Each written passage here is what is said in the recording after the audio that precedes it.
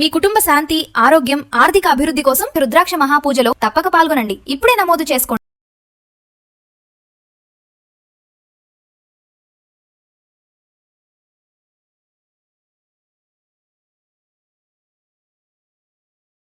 నమస్తే, welcome back to Suman TV. Present మనతో పాటు ఉన్నారు స్టాక్ మార్కెట్ అనలిస్ట్ సుందరరామరెడ్డి గారు.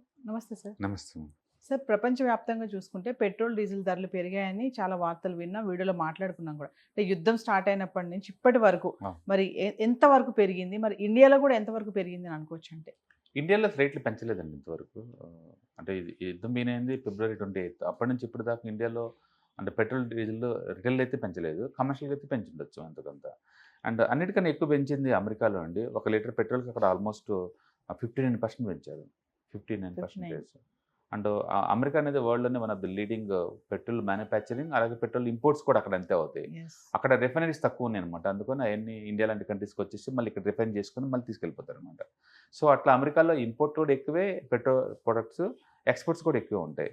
బట్ స్టిల్ అలాంటి కంట్రీల్లో కూడా 59% పెరిగినాయి పెట్రోల్ రేట్స్. మనం ఇక్కడ గల్ఫ్లో జరిగింది కాబట్టి మన వరకు ఎఫెక్ట్ అవుతున్నాం అనుకుంటున్నాం, అందరూ ఎఫెక్ట్ అవుతున్నారు.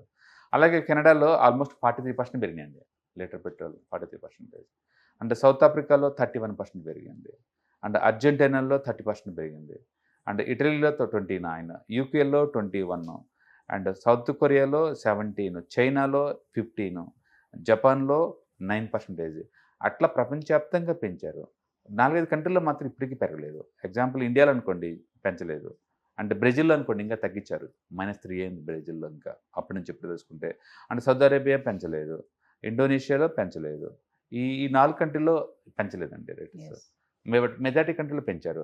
అంటే వాళ్ళ యొక్క ఎకానమీ పాలసీని బట్టి ఉంటుంది. కొన్ని కంట్రీలు ఏంటంటే గవర్నమెంట్ భరిస్తుంది, సబ్సిడీస్ ఇస్తుంది అనమాట. కొన్ని కంట్రీల్లో ఉండదు. ఎగ్జాంపుల్ ఇండియాలో 80 కోట్ల మందికి ఆహార భద్రత ఉంది. ప్రపంచంలో ఏ కంట్రీలో కూడా అంతమందికి ఆహార భద్రత లేదు. సో ఆ స్కీమ్ ప్రకారం నీకు 1 రూపీ కేజీ రైస్ దొరుకుతాయి. అందుకని మన కంట్రీలో కొన్ని కంట్రీలు లేదు, మన కంట్రీలో ఉంది, మన కంట్రీలో లేదు, కొన్ని కంట్రీలో లేవు అనమాట. అలాగే మొబైల్ డేటా అమెరికాతో పోల్చుకుంటే మన దట్టి చీపరు. అట్లా కొన్ని విషయాలు మన ఎడ్జ్లో ఉన్నాం, కొన్ని విషయాలు వాళ్ళు ఎడ్జ్గా ఉన్నారు. మొత్తానికి ఏదైనా కానీ ఇండియాలో అయితే మాత్రం పెంచలేదు గవర్నమెంట్ వాళ్ళు. బట్ అదే టైంలో లాస్ట్ 3 years వరకు కూడా పెట్రోల్ రేట్లు బాగా తగ్గినప్పుడు కూడా గవర్నమెంట్ డిస్కౌంట్లు ఇవ్వలేదు. లాస్ట్ 10 years పెట్రోల్ రేట్లు మొత్తం బాగా కంట్రోల్లో ఉన్నాయండి. అండ్ మోడీ గవర్నమెంట్కి వచ్చినప్పుడైతే అప్పట్లో $20 పర్ బ్యారెల్ ఉండేది. బట్ స్టిల్ రేట్ ఏం తగ్గలేదు. ఇప్పుడు పెంచడం లేదు, అంతే తేడా. బహుశా గవర్నమెంట్ వ్యూ ప్రకారం ఏంటంటే ఈ యుద్ధం టెంపరీ 1 or 2 months ఉంటుందని వాళ్ళ ఉద్దేశం అనమాట. అలా అయి ఉండొచ్చు. అంటే పెట్రోల్ ధరలు పెరగడం వల్ల సార్ రవాణా సెక్టార్ పైన ఇంపాక్ట్ ఎలా ఉంటుంది? డెఫినెట్గా టోటల్గా ఇన్ఫ్లేషన్ పెరిగిపోద్ది. ఎందుకంటే ప్రతిదీ ట్రాన్స్పోర్టేషన్ కదా. కూరగాయలు అనుకోండి పల్లెటూరు నుంచి సిటీ రావాలి కదా, ట్రాన్స్పోర్టేషన్ ఖర్చు ఇన్వాల్వ్ అవుతాయి కాబట్టి రేట్లు పెంచుతారు. అలా ప్రతిదీ ట్రాన్స్పోర్టేషన్, టూరిజం అన్నీ కాస్ట్లీ అయిపోతాయి ఆటోమేటిక్గా. అప్పుడు ఏంటంటే బడ్జెట్ కొంచెం పెరిగిద్ది కదా, దాన్ని కాల్డ్ యాజ్ ఇన్ఫ్లేషన్. అవి పెరిగితే ఇన్ఫ్లేషన్ పెరిగిద్ది, ఇన్ఫ్లేషన్ పెరిగితే సేవింగ్స్ తగ్గిపోతాయి, సేవింగ్స్ తగ్గితే ఇన్వెస్ట్మెంట్ తగ్గిపోతాయి. ఇవన్నీ ఒకదానికోటి చైన్ ఎఫెక్ట్స్ అనమాట. అల్టిమేట్గా ఇవన్నీ కూడా రిసెషన్ దారి చేస్తూ ఉంటాయి. అందుకని రేటు పెంచాలా లేదా గవర్నమెంట్ తీసుకుంటుంది. అయితే ఇండియాలో ఉన్న బీటీ ఏంటంటే ఇప్పుడు ఇన్ఫ్లేషన్ మంచి కంట్రోల్లో ఉందండి. ఈవెన్ గవర్నమెంట్ వాళ్ళు ఒక 5-10 రూపీస్ పెంచినా సరే మార్కెట్ దాన్ని అబ్జర్వ్ చేసుకునే స్టేటస్ ఉందన్నమాట ఇప్పుడు. అందుకని మనం టూ మచ్ భయపడాల్సిన పని లేదు. నిన్న మోడీ చెప్పిన స్పీచ్ లో కూడా 7 అంశాల్లో ఇదొక అంశం కూడా ఉంది కదా సార్. అవును, పెట్రోల్, డీజిల్ కూడా తగ్గించండి, వర్క్ ఫ్రమ్ హోమ్స్ చేయండి మాక్సిమం అన్నట్టుగా కూడా అనౌన్స్ చేశారు. అవును, బట్ అడ్వైజ్ చేసిన ఇంప్లిమెంటేషన్ చేయాలి కదా.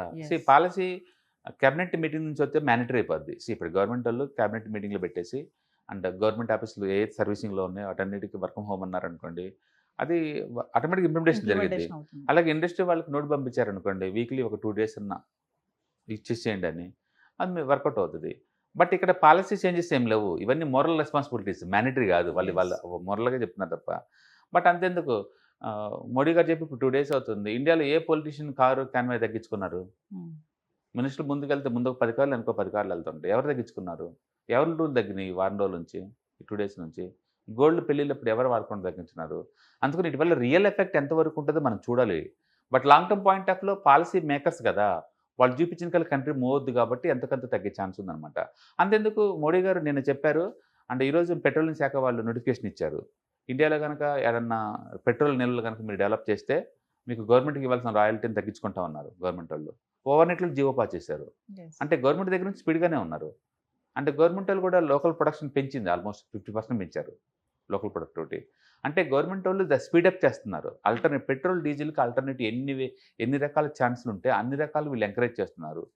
అండ్ పెట్రోల్ కొత్త బాయిలు డెవలప్మెంట్ చేస్తున్నారు. ప్లస్ గవర్నమెంట్కి వచ్చే లాయల్టీ తగ్గించుకుంటున్నారు. ప్లస్ ఎక్స్పోర్ట్ కానివ్వకుండా వాటి మీద ట్యాక్స్లు వేస్తున్నారు. అంటే గవర్నమెంట్ పరంగా చేస్తున్నారు. ఇథనాల్ బ్లెండింగ్ 20% మ్యాండేటరీ చేశారు. ఎస్ ఇథనాల్ తగ్గించారు. అట్లా ఆల్టర్నేటివ్ చేసుకుంటూ వస్తుంది. బట్ ఆ స్పీడ్ చాలదు ఇంకా. బట్ ఏదైనా కానీ వరల్డ్ వైడ్గా ఈ క్రూడ్ రేట్లు మేబీ $90 per barrel అలా వచ్చేంత వరకు కూడా ఈ స్ట్రెస్ మనకు ఉంటుందండి. అంటే India growth, India prospect India చేతిలో లేదు, ఎక్స్టర్నల్ ఫ్యాక్టర్స్ మీద ఉంది. ఈ ఎనర్జీ డిపెండెన్స్ ఎంత త్వరగా చేసుకుంటే మన అంత బెటరు. బట్ 10 years బ్యాక్తో పోల్చుకుంటే ఇప్పుడు బెటర్ పొజిషన్ ఉంది, అందులో డౌట్ లేదు. ఎస్ కాకపోతే ఒకటి సాక్షాత్తు ప్రధానమంత్రి చేతి నుంచి వచ్చింది కాబట్టి ఈ నోటి మాట నుంచి వరల్డ్ మొత్తం ఈరోజు డిస్కస్ చేస్తుంది వాటి గురించి. And they do find some solutions definitely. Thank you.